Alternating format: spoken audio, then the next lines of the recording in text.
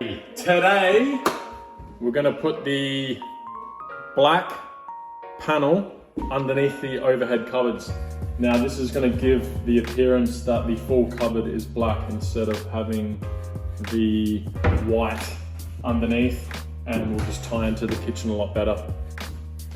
Let's get started. So first things first, I have to remove this range hood.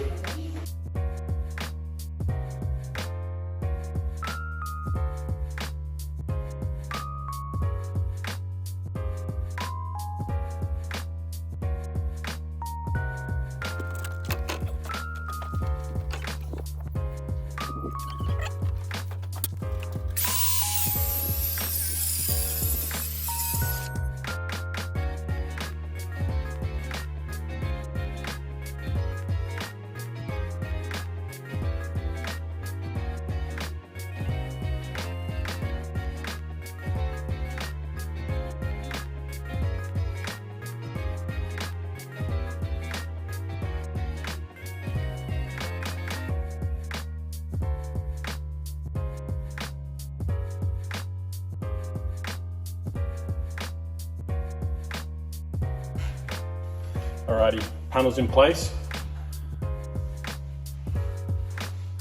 Worked out quite nicely. The walls and cupboards are quite square.